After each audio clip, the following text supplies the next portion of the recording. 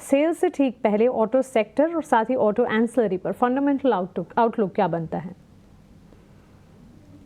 देखिए, जो auto ancillary है, सॉरी ऑटो सेक्टर है ओवरऑल, यहाँ पे दबाव की पूरी पूरी आशंका है। और मुझे लगता है कि वो एक आशंका के चक्कर में ऑलरेडी 20-20%, फॉर एग्जांपल हीरो मोटो भी आप अगर देखिए तो 6,200 से लेके आज अगर 5,000 के आजू बाजू चल रहा है, तो मतलब 20-20% का करेक्शन इन स्टॉक्स में ऑलरेडी देखने को मिल गया है। तो मुझे नहीं लगता है कि यहाँ से और डीप करेक्शन आएगा अगर कल ऑटो नंबर सेल्स थोड़े से डाउन आते हैं। और ये ऑलरेडी देखने को मिल रहा था कि जो स्टॉक पाइलअप है, ये कई कंपनीज एक्स्ट्रा डिस्काउंट दे के क्लियर करने में जुटी थी, तो ये एक्सपेक्टेड ओवरऑल है। अब आगे चल के देखिए, अगर आप लॉन्गर टर्म देखो तो कई डेवलपमेंट्स कंपनीज में हो रहे हैं, बेसिकली ईवी के तरफ।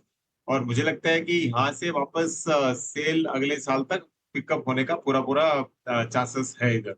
तो मैं तो ओवरऑल पॉजिटिव रहूंगा इस करेक्शन के बाद में। और हीरो मोटो, अगर आप पूछो टू व्हीलर में, तो सबसे बेस्ट पिक रहेगा क्योंकि वैल्यूएशन कंफर्ट उधर ज्यादा है। और अगर आप मतलब मल्टी यूटिलिटी ओवरऑल देखिए तो टाटा मोटर्स भी बहुत अच्छा लग रहा है इन दामों में। और यहाँ से रॉयल एनफील्ड देखिए, वहां पे ऑलरेडी करेक्शन देखने को मिल गया था। अगर नंबर एक्सपेक्टेड से बेटर आते हैं तो आपको एक bounce back royal Enfield in the sense Asian motor में भी देखने को मिल सकता है, ये पॉसिबिलिटी है।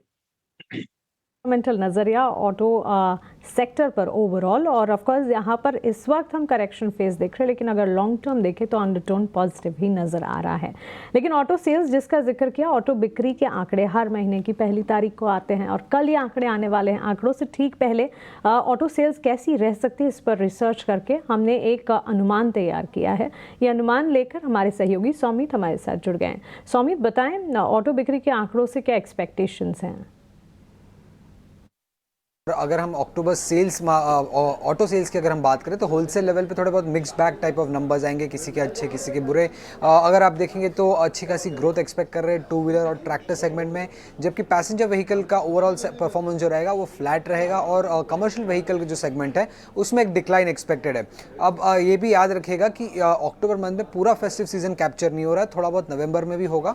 तो एग्जैक्टली अगर हम वाई कंपेरिजन करें तो वो सही भी नहीं होगा, बट थोड़ा बहुत फेस्टिव सीजन भी सेल्स आ जाएंगे अक्टूबर मंथ में। अब अगर हम कमर्शियल व्हीकल्स की बात करें तो वहां पे अगर आप देखेंगे तो टाटा मोटर्स की सबसे बड़ी डिक्लाइन एक्सपेक्टेड है, करीब 10% की वाई डिक्लाइन एक्सपेक्टेड है। जबकि अशोक लीलैंड और आयशर VECV सेगमेंट की अगर हम बात करें तो वहां पे फ्लैट टाइप सा नंबर आ सकता है। टू व्हीलर सेगमेंट में अगर हम बात करें तो वहां पे आयशर मोटर्स की सबसे ज्यादा ग्रोथ एक्सपेक्टेड है, बोथ मंथ ऑन मंथ और वाई बेसिस पे, फॉलोड बाय TVS मोटर जहां पे 10% की ग्रोथ एक्सपेक्टेड है वाई बेसिस पे। हीरो मोटोकॉर्प की 6% ग्रोथ, जबकि बजाज ऑटो के अगर हम नंबर देखें तो फ्लैट आने की एक्सपेक्टेशन है वाई बेसिस पे। पैसेंजर व्हीकल में अगर आप देखें तो महिंद्रा और महिंद्रा के अलावा बाकी और कोई भी company wise segment wise basis पे ग्रोथ रिपोर्ट नहीं कर रही है। इनफैक्ट मारुति, टाटा मोटर्स और हुंडई की अगर हम बात करें तो वहां पे 1 to 4% का ड्रॉप हमें देखने को मिल सकता है ईयर ऑन ईयर बेसिस पे auto wholesale auto sales number पे। ट्रैक्टर सेगमेंट की अगर हम बात करें तो वहां M&M की करीब 2% की ग्रोथ एक्सपेक्टेड है, जबकि एस्कॉर्ट्स की 1% की। और लास्टली अगर थ्री व्हीलर सेगमेंट में अगर हम देखें तो वहां पे TVS मोटर का एक बड़ा डिक्लाइन आ सकता है, करीब 19% का। बट बजाज ऑटो की अगर हम बात करें तो उनकी 7% ग्रोथ एक्सपेक्टेड है थ्री व्हीलर सेल्स में। ओके सौमित, शुक्रिया ऑटो बिक्री के अनुमान जो है हमारे बीच रखने के लिए। बाजार पर एक बार रुक करते हैं और इस वक्त गिरावट ज़रूर हावी हो रही है, लेकिन